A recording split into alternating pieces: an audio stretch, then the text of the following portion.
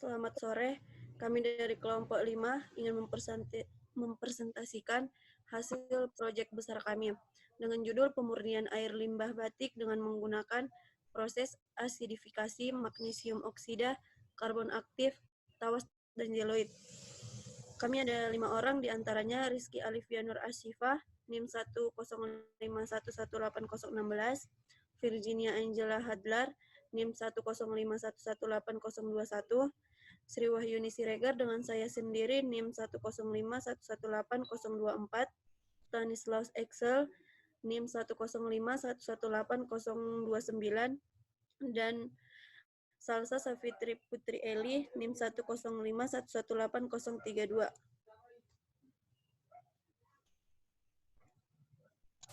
Baik, latar belakang akan saya jelaskan. Latar belakang dari studi yang kami laksanakan yaitu karena industri batik yang berkembang pesat di Indonesia, sehingga menimbulkan masalah baru. Masalah baru ini berada pada lingkungan sekitar, di mana air limbah dari industri batik dibuang dengan begitu saja tanpa dilakukan pengolahan lebih lanjut.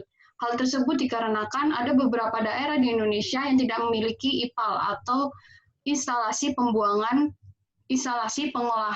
air limbah. Dan beberapa metode yang dapat kami sajikan untuk mengatasi masalah lingkungan tersebut yaitu dengan menggunakan metode elektrokoagulasi, di mana elektrokoagulasi ini metodenya sudah banyak digunakan.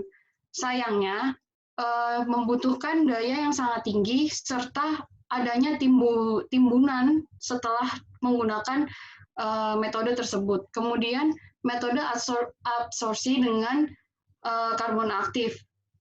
Secara ekonomi, metode ini sangat murah, namun sayangnya tidak bisa digunakan untuk air limbah dengan konsentrasi yang tinggi. Kemudian metode asidifikasi merupakan metode yang kami sajikan. Tujuan dari studi kami yaitu menentukan solusi terbaik untuk pengolahan air limbah batik, kemudian menentukan hasil yang diharapkan melalui solusi yang disarankan. Kemudian metodologi. Alat yang kami gunakan yaitu yang pertama ada gelas kimia, spatula, batang pengaduk, Erlenmeyer, corong kaca, neraca analitik, dan kaca arloji. Kemudian bahannya itu ada HCl, karbon aktif, zeolit, tawas, dan MgO. Lalu cara kerjanya itu yang pertama larutan limbah batik disiapkan, kemudian HCl ditambahkan ke dalam larutan sesuai pH yang ditentukan dengan diaduk pada 30-50 rpm selama 15 menit. Lalu larutan difiltrasi. Filtrat dianalisis logam berat dan COD. Lalu filtrat ditambahkan MgO dengan diaduk pada 50 rpm selama 20 menit. Kemudian larutan yang telah tercampur MgO dilakukan uji dengan FTIR dan kemudian digunakan untuk langkah selanjutnya.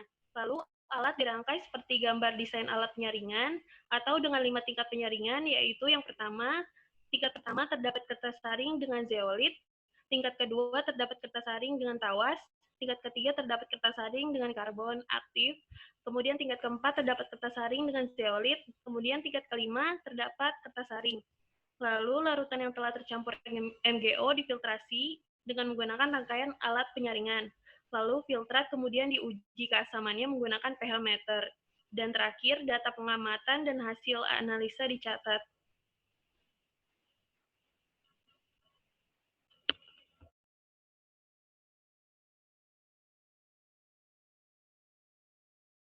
Baiklah, berdasarkan dari literatur yang didapat, dalam suatu limbah batik mengandung logam-logam berat seperti timbal, besi, tembaga, seng, dan yang lainnya. Apabila limbah batik ini dibuang begitu saja dengan mengandung logam-logam berat berbahaya di dalamnya, maka limbah tersebut bisa menyebabkan pencemaran lingkungan. Tabel yang ada di depan ini menunjukkan ada dua limbah dengan komposisi yang berbeda. Oleh karena itu, limbah standar A dan standar B akan dicampurkan agar mendapatkan limbah batik dengan komposisi yang lengkap seperti data pada tabel. Proses pengolahan limbah tahap pertama adalah dengan proses asidifikasi. Proses asidifikasi memiliki peran yang penting dalam penurunan kadar silikon dari 8.400 miligram per liter menjadi 4.315 miligram per liter. Bisa dilihat pada tabel yang menunjukkan data silikon pada pH yang pertama. Akan tetapi, pada proses asidifikasi ini memberikan efek samping yang lain, yaitu kandungan logam berat pada molekul pewarna batik akan berubah menjadi bentuk yang lebih mudah larut dalam suasana asam, sehingga beberapa konsentrasi limbah berat akan meningkat, seperti pada tabel yang disajikan. Jadi ada logam yang naik, ada logam yang kadarnya naik, dan juga ada logam yang kadarnya turun. Tahap selanjutnya yang digunakan dalam proses pengolahan agar limbah batik aman dibuang adalah dengan menambahkan limbah batik hasil asidifikasi dengan MgO. MgO berperan dalam menaikkan pH limbah batik yang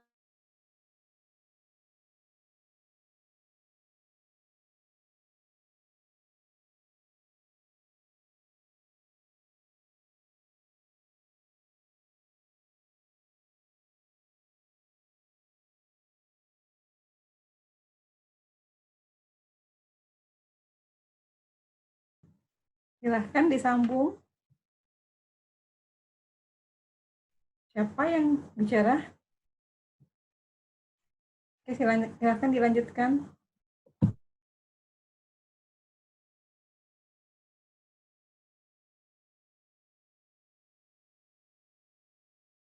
Iya, saya akan menggantikan Siva, di mana bisa kita lihat pada grafik di ujung kanan bawah, grafik pH, di semakin tinggi konsentrasi MgO yang maaf slide-nya. Iya. Di mana semakin tinggi konsentrasi MgO yang diberikan ke sampel limbah, maka pH limbah akan menjadi lebih stabil. Dapat dilihat pada MgO dengan konsentrasi 1.200 mg per liter, pH yang didapat ada di sekitar 7 sampai dengan 8. Lalu, penambahan MgO juga menghilangkan logam Si, di mana dapat dilihat pada grafik di atasnya, kandungan logam Si turun seiring dengan penambahan MgO. Dapat dilihat pada penambahan MgO 100 mg per liter, konsentrasi dari Si turun menjadi 0. Setelah itu, sampel yang diberikan MgO akan diuji pada instrumen FTIR, di mana dari hasil yang kita dapatkan, pada area serapan frekuensi 436 dan 793 per cm, didapati ikatan SiOSi. Lalu, pada daerah frekuensi 1043 per cm, didapati ikatan SiOSi asimetri. Lalu, yang menarik adalah pada daerah serapan 1635 per cm, didapati gugus CO, yang menandakan hilangnya kontaminan COD dalam limbah. Lalu, terakhir, ada pada daerah serapan frekuensi 3393 per cm, yaitu ikatan OH. Setelah dilakukan pembilasan dengan MgO, warna dari sampel limbah masih berwarna kuning, belum layak untuk turun ke lingkungan. Oleh karena itu, dilakukan filtrasi dengan 5 tingkatan, di mana pada tingkatan pertama terdiri dari batu zeolit yang dialasi oleh kertas saring berukuran 0,45 mikron. Fungsi dari batu zeolit sendiri adalah untuk menyerap sisa-sisa logam berat yang tertinggal dari pembilasan dengan MgO, di mana pada pori-pori zeolit, ion Ca2+ akan bertukar dengan ion-ion logam berat yang terkandung dalam limbah batik. Lalu setelah itu, pada tingkat filtrasi kedua, dilakukan filtrasi dengan karbon aktif, di mana karbon aktif berperan sebagai adsorban untuk menyerap kontaminan-kontaminan lain pada larutan limbah. Setelah itu, akan masuk ke tingkat filtrasi ketiga, di mana dilakukan filtrasi dengan tawas, di mana tawas ini berperan untuk mengikat zat perwarna dan kontaminan-kontaminan lain yang terdapat dalam larutan limbah. Setelah itu, pada tingkat keempat akan dilakukan filtrasi ulang oleh zeolit. Hal ini dikarenakan pada literasi yang kami dapat dari Jurnal Environment Asia, kombinasi antara zeolit dan tawas dapat menghilangkan logam berat, terutama logam berat Cu, sampai dengan 80% dibandingkan dengan zeolit sendiri yang hanya sekitar 50%. Lalu setelah itu terakhir akan melewati kertas saring yang berukuran 0,45 mikro untuk turun ke wadah yang telah disediakan. Gambar di sebelah sini menunjukkan hasil yang diharapkan. Gambar B di mana warna limbah sudah menjadi lebih putih dan pH yang diukur dengan pH meter adalah pH netral 7 sampai dengan 8. Dalam gambar bisa dilihat masih terdapat serbuk-serbuk karbon aktif. Oleh karena itu di desain kami menggunakan kertas saring agar hasil yang didapatkan bebas dari karbon aktif dan benar-benar air jernih ber-pH netral. Selanjutnya kesimpulan akan disampaikan rekan saya. Oke, selanjutnya kesimpulan. Pada percobaan ini kami dapat menyimpulkan bahwa solusi terbaik untuk pengolahan air limbah batik yaitu dengan menggunakan proses asidifikasi magnesium oksida, karbon aktif, dan jeloid. Selain itu, pada percobaan ini kita juga memperoleh hasil yang diharapkan dengan bentuk kualitatif, yaitu dengan terjadinya perubahan warna pada sampel. Dari awal yang warnanya pekat hitam menjadi jernih dan pH-nya akan turun menjadi pH netral agar aman bagi ekosistem. Oke, sekian dari kami, kelompok 5. Assalamualaikum warahmatullahi wabarakatuh. Terima kasih. Sebelumnya, saya mau tanya dulu, ini progresnya sampai di mana? Yang progres waktu proyeknya sudah sampai ada hasil atau belum sama sekali? Sudah ada, Bu. Udah coba, Bu, cuman hasilnya masih agak, udah mulai jernih, cuman masih agak hitam gitu. Sama belum di itu, Bu, diukur pH-nya, Bu. Soalnya belum sempat ke lab. Oke, berarti yang ditampilkan dalam beaker glass tadi itu adalah hasil sendiri? Hasil dari literatur, Ibu. Yang dari hasil sendiri belum ada yang fotonya? Foto dari awal? Nggak sempat dipoto, Bu. Nggak difoto? Ya, Oke. Sekarang saya mau ini yang konfirmasi. Tadi ada prosesnya ada 3 macam ya. Ini ide asalnya ya. Dari elektrokoagulasi, adsorpsi, kemudian ada asidifikasi. Nah, dari 3 proses ini sebenarnya yang mana sih duluan? Kalau menurut yang kalian pernah trial? Menurut kami yang duluan, maksudnya dalam ide atau bagaimana, Ibu? Yang sudah pernah dilaksanakan, yang sempat terlaksanakan sebenarnya sudah sampai di mana? Kemudian kalau udah pernah jalan, mulainya dari mana, dari ketiga proses ini? Kita mulai dari asidifikasi, Bu, semuanya. Kalau elektrokoagulasi, adsorpsi dengan karbon aktif itu suatu perbandingan lain juga. Karena kan elektrokoagulasi juga banyak sering digunakan, kemudian adsorpsi juga. Jadi kami membanding-bandingkan gitu. Kemudian kami memutuskan untuk menggunakan asidifikasi.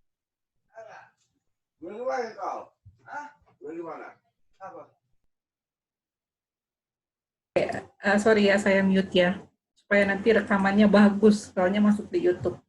Jadi, yang diambil sebenarnya asidifikasi saja, dibandingkan ini dengan ini.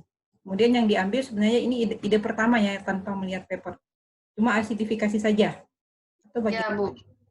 Ya. Oke, setelah itu, setelah asidifikasi, kemudian yang proses filtrasi itu proses paling awal atau masuk juga dalam tahapan ini? Ya, oke, yang ini. Ya, saya ganti ke slide selanjutnya, Ibu. Untuk filtrasi itu dilakukan setelah kita treatment dengan limbah itu. Jadi kita belum langsung masuk ke filtrasinya, tapi kita perlu treatment dengan asidifikasinya, dengan asam dan MgO.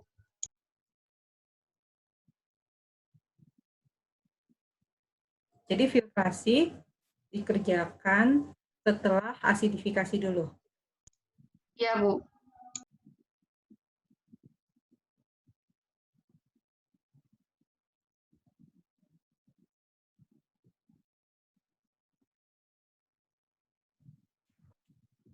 Difiltrasi. Kita lihat, ini ide awal ya.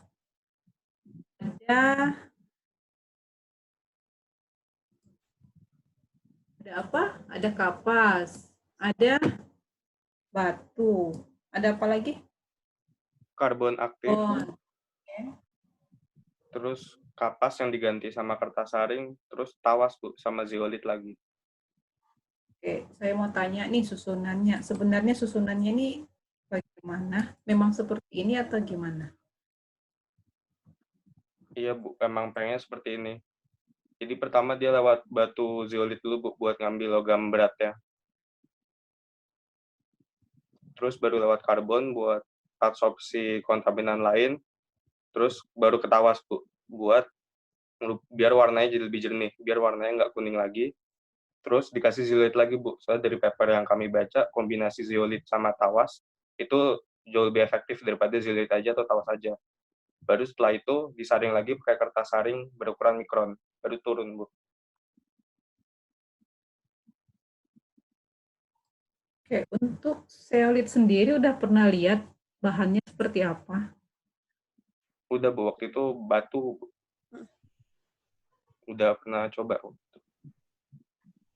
Batunya ukuran partikelnya besar atau kecil atau halus? Halus Bu, batunya udah halus. Cuman batunya besar-besar, cuma permukaannya udah halus Bu. Udah bersih.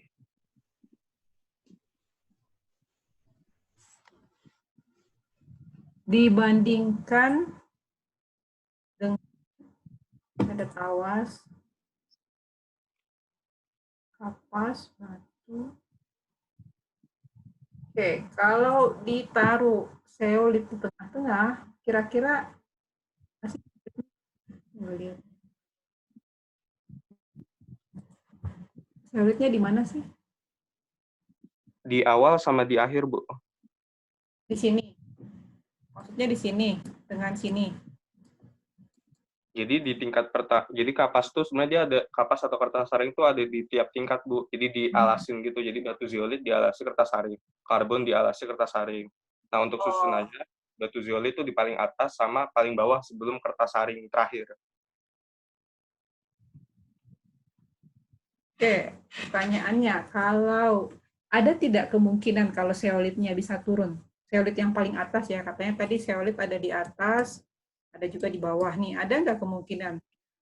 Ukuran kertas saring kan di sini belum tentu bisa fix ya, jadi pasti ada celah di sekitar sini yang bisa membuat zeolit turun kan?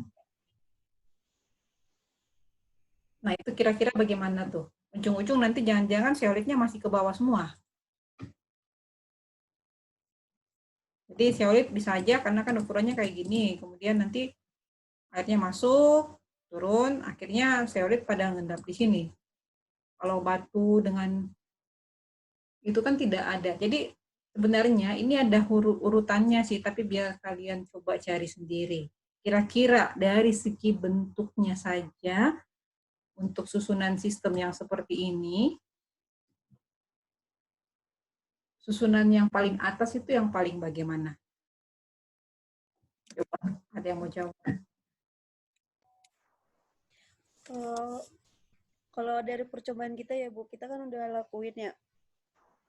Kemungkinan jeloidnya itu nggak bakalan turun, soalnya kita jeloidnya nggak kayak bentuk serbuk gitu Bu. Kita jeloidnya kayak batu apa ya, yang kerikil kecil-kecil Bu.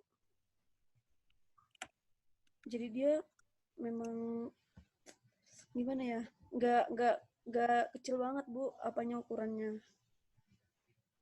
Saya paham, jadi ukurannya tidak halus ya. Bisa simpulkan. Cuma pertanyaan saya, kalau kita buat sistem seperti ini ya, urutan penyusunannya itu bagaimana sih sebaiknya? Dari yang mana sampai yang mana? Berdasarkan bentuknya. Yang paling kasar dulu kah? Sampai ke yang paling halus, atau yang paling halus dulu sampai ke bagian yang paling atas?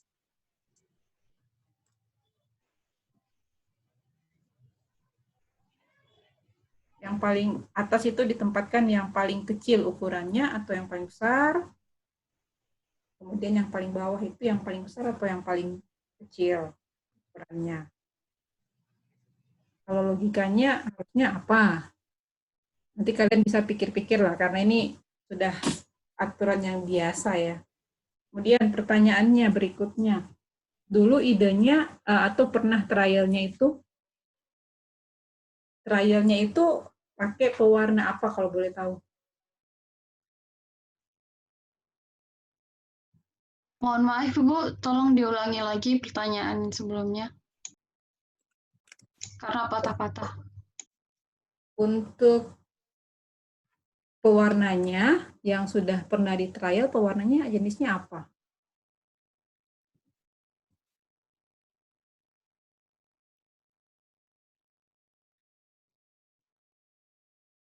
Udah bisa dengar?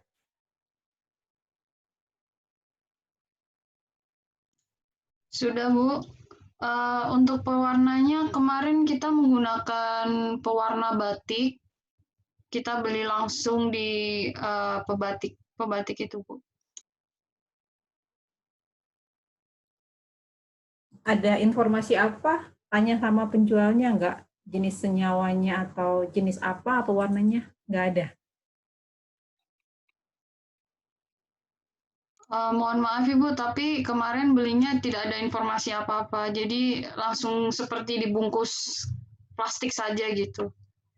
Kemarin belum sempat untuk tanya juga mendetail mengenai komponen apa yang digunakan dan lain-lain. Karena dasarnya pebatik itu tidak begitu tahu juga untuk komponen-komponen seperti itu. Oke, jadi sebenarnya kalau kalau misalnya penjualnya baik ya, kalau memang langsung dari pengrajinnya itu biasanya mereka sudah tahu, tapi tergantung sih kalau pebatiknya itu ada pengetahuan, mungkin dia akan consider. Kenapa? Pada saat mereka membatik, mereka itu harus memperhatikan, jadi kalau pewarna ini, hasil warnanya seperti ini. Kalau mau pewarna yang misalnya warnanya cerah, harus pakai jenis apa. Nah, biasanya itu mereka ada kode-kode. Itu sih. Nah, biasanya kode-kodenya itu yang mungkin mereka tidak tahu kalau mereka tidak beli langsung dari penjual utama pewarnanya. Kemudian saya lihat, nah ini jadi satu pertanyaan, kalau kalian tidak tahu kan susah juga ya misalnya, karena treatment setiap pewarna itu beda-beda.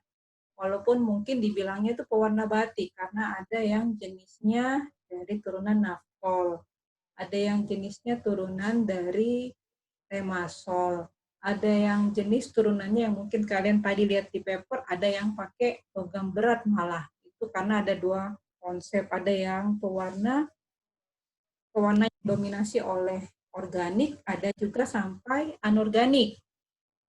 Karena ujung-ujung pewarna batik itu nyaris sama dengan pewarna tekstil biasa, walaupun tidak sama. Karena mereka punya konsep dengan warna dasar sendiri. Nah itu, jadi kalau kita mau menentukan misalnya treatment apa yang saya pakai, tentu harus kenal dulu pewarnanya. Pewarna misalnya jenis apa, kemudian treatment apa yang sesuai. Nah, referensinya, karena kalau kalian cari referensinya bingung juga. Nanti ada yang bilang, ini pakai logam berat, harus di treatment. Ada yang bilang juga organik saja. Nah, itu semua benar, karena sebagian memang teknisnya mereka ada menggunakan dua itu. Ada organik dan ada anorganik, bahkan ada yang alam. Karena treatmentnya beda, tergantung dari senyawa apa yang dipakai. Itu ya. Jadi itu satu tantangan karena kalau kalian tidak tahu itu susah juga, atau kalau enggak saya sarankan kalian memutuskan satu saja supaya nanti di laporannya fokus, jadi tidak tahu misalnya ngambang, jadi kalian putuskan sendiri ini yang kami mau ambil apa gitu, karena itu udah biasanya udah familiar ataupun sudah banyak bisa ditahu, ataupun kalau mau gampang pakai aja pewarna steel itu ya, karena kalau tidak nanti susah, nanti pembahasannya nanti nggak nyambung. Kemudian, apa dasarnya? Nah, ini karena tidak ditahu pewarnanya ya, jadi susah ya. Apa dasarnya memilih asidifikasi? Coba jawab.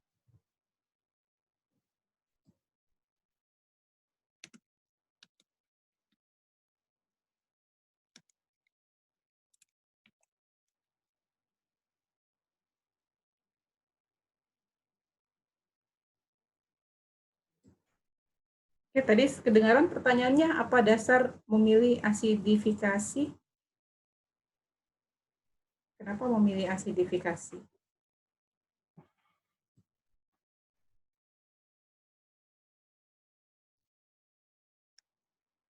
Karena itu, Bu, dia lebih mudah dan cukup ekonomis karena hanya diberi asam kuat, lalu dipanaskan dan diaduk, nanti dia sudah terikat sendiri, Bu. Kandungan Si sama COD-nya udah tertreatment sendiri. Lalu diberi MgO supaya logam beratnya hilang. Ada yang mau menambahkan? Silahkan kalau ada yang mau ditambahkan dari teman lain.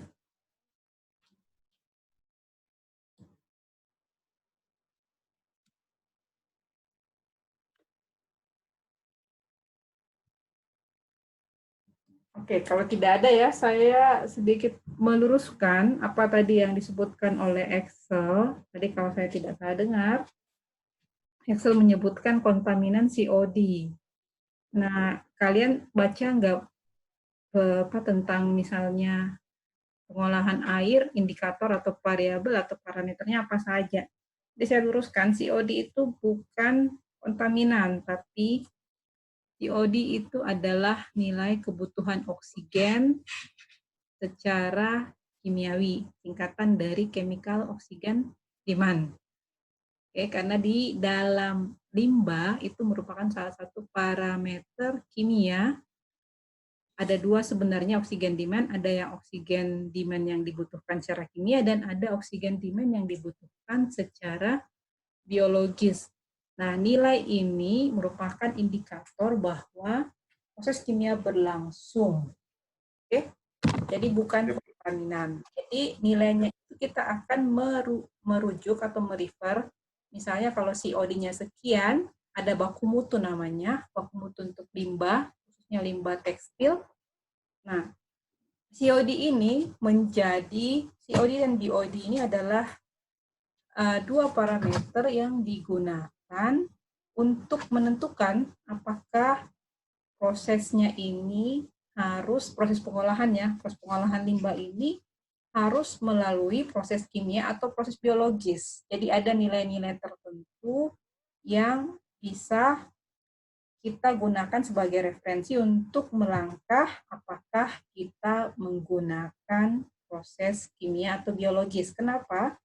Walaupun di dalamnya sistem yang kalian propose ini adalah sistem mungkin gabungan antara fisika dan kimia, kadang-kadang ada proses biologis yang juga kita tidak perlu proses kimia, yang mana bisa membantu pengolahan limbah. Tetapi dalam praktiknya selalunya nilai biologi, BOD itu dengan COD itu selalunya lebih rendah. Jadi selalunya ujung-ujung treatmentnya itu mengarah kepada kimia, yang mana digabungkan dengan fisika. Kalau filtrasi sendiri ini prosesnya fisika atau kimia? Pertanyaannya, fisika atau kimia?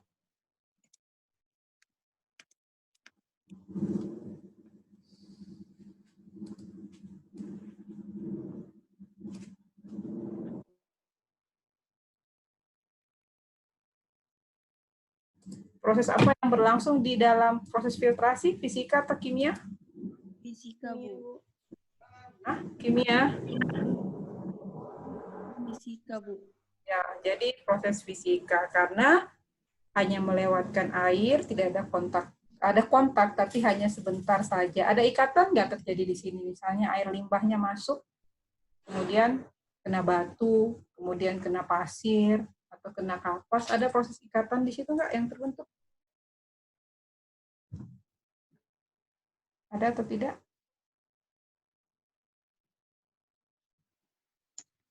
Ada, Bu. Tidak, Bu.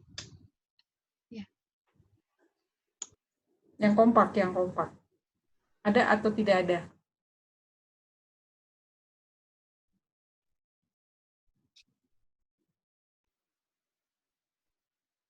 Tidak ada, Bu. Jadi tidak ada ya. Jadi namanya proses mungkin hanya absorpsi di permukaan. Itu pun kalau sempat teradsorb, mungkin dia hanya lewat saja. Oke. Kemudian berikutnya, tadi saya udah perbaiki ya, koreksi COD itu bukan kontaminan tapi parameter. Kemudian kenapa memilih asam hidroklorida di dalam rencana kayak apa cobaan kemarin? Tadi selain Nah, hasil itu lebih pekat, Bu. Nah, lebih kuat maksudnya, Bu. Lebih kuat asam HCl itu. Kan awalnya emang kami HCl lebih mahal kan, Bu. Karena waktu itu kami trialnya pakai asam cuka dan itu udah berhasil. Jadi karena kami nggak punya data, jadi kami merujuk kepada HCl, Bu. Oke, berarti awalnya pakai asam asetat. Iya, Bu. Kemudian waktu terakhir ya, waktu trial nih, saya nggak cerita tentang referensi waktu dicoba sempat trial tuh diukur nggak pH-nya? Nggak diukur ya? Enggak diukur, Bu. Enggak, Bu, soalnya waktu Karena kita baru secara pengelitian aja itu, Bu. Itu berhasil atau enggak prosesnya. Jadi belum sempat ngukur, Bu. Oke, jadi secara kasar mata saja kalau itu disaring, kemudian dilewati ya. Iya, Bu. ya, Bu.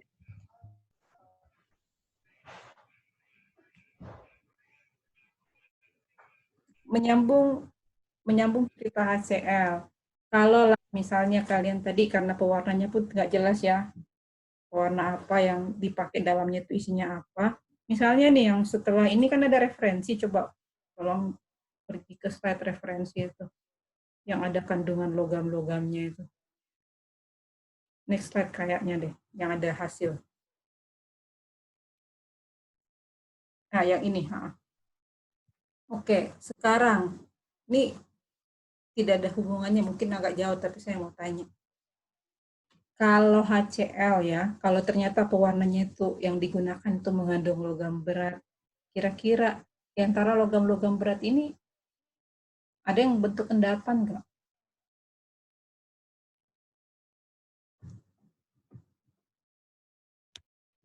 Ada, Bu. Kayak endapan seperti lumpur. Itu logam Si, Bu. Selain itu,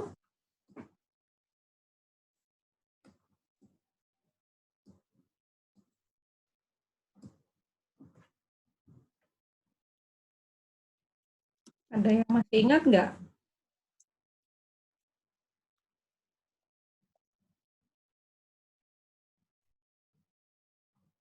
Oke, ingat lagi ya analitik 1 ya. Jadi ada PbCl2 yang juga mengendap, kemudian Cr juga itu mengendap. Nah, sekarang nih kita kan ceritanya mau selesaikan masalah nih. Nah, masalah yang mau diselesaikan selain tadi misalnya agak jernih. Nah, sebenarnya fokusnya apa? Misalnya kita udah datang dengan hasil, oke, larutannya jadi warna ini jadi tidak berwarna misalnya. Tapi dengan logam beratnya gimana? Sedangkan kalau misalnya kita pakai treatment treatment pakai asidifikasi, terus ternyata logamnya mengendap, berarti kita ada masalah baru lagi kan, ada endapan logam yang terbentuk. Itu kira-kira gimana?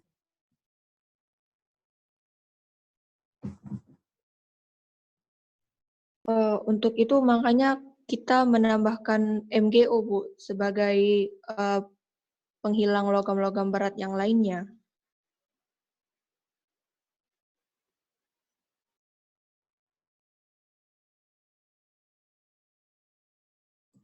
Nah, saran saya ya, karena kan ide pertama itu sudah ada ya, misalnya kalian fix dan asidifikasi, kemudian menganggap bahwa pewarna itu ada logam berat. Jadi mungkin buat alurnya, jadi bisa jelas nih misalnya langkahnya, walaupun tidak sampai dapat hasil, ya tidak dapat hasil, tidak sempat dikerjakan secara penuh, tapi saran saya adalah mungkin buat satu alur yang mana menjelaskan konsepnya seperti ini, kemudian kemungkinan jika warnanya hilang itu kenapa, kemudian jika misalnya ada endapan yang terbentuk, misalnya apakah misalnya kompetisi pengendapan yang terbentuk, misalnya antara PbCl2 dengan Mg itu MgCl2 ya.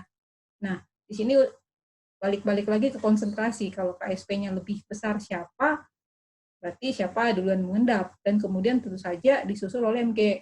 Tadi Mg, misalnya tambah MgO. Sedangkan di dalam pewarnanya juga itu mengandung Mg. Itu kira-kira gimana? Apakah tidak memperbesar konsentrasi dari Mg tersebut? Itu loh pertanyaannya. Kemudian ada nggak interaksi misalnya antara Mg itu dengan MgO itu dengan logam-logam yang lain. Sedangkan dia sendiri itu juga terdeteksi, walaupun itu ini konsentrasinya ppm ya, 1 ppm itu sangat kecil.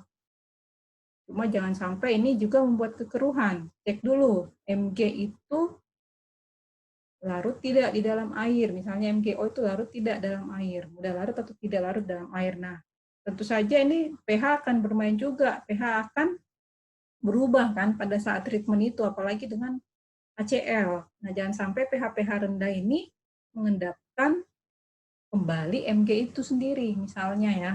Itu saya kurang tahu. Jadi mungkin buat flow-nya, kalau memang mau tetap memakai konsep pewarna yang mengandung logam-logam berat, nah itu cari tahu.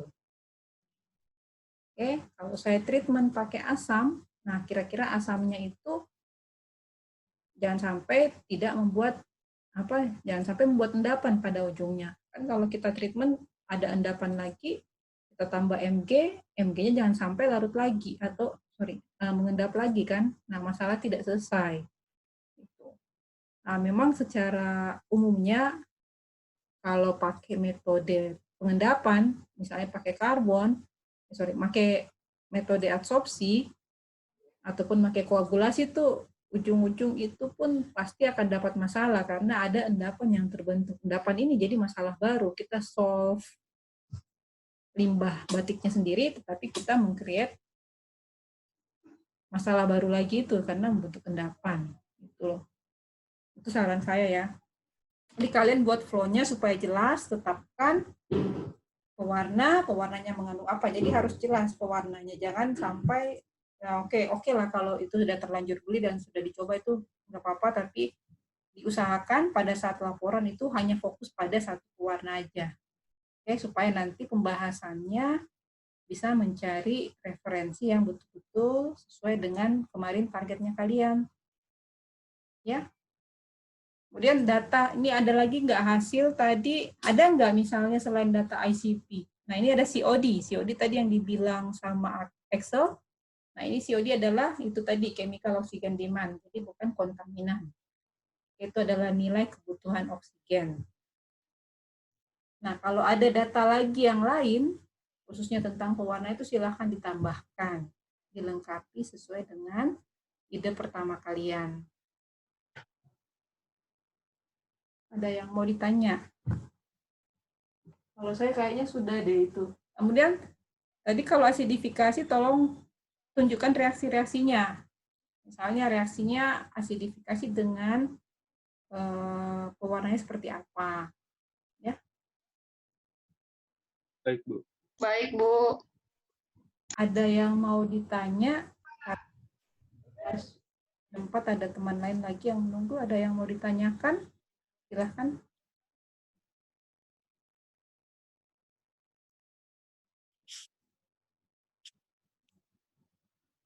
Sudah cukup, Bu. Oke, kalau tidak ada, anggotanya semua lengkap ya? 5 orang ya? Ya, Bu. Lengkap, Bu. Tidak ada. Saya kira sampai di sini saja. Terima kasih. Silakan fokuskan arah treatmentnya di laporan. Oke, terima kasih. Selamat siang. Selamat siang, Bu. Terima kasih.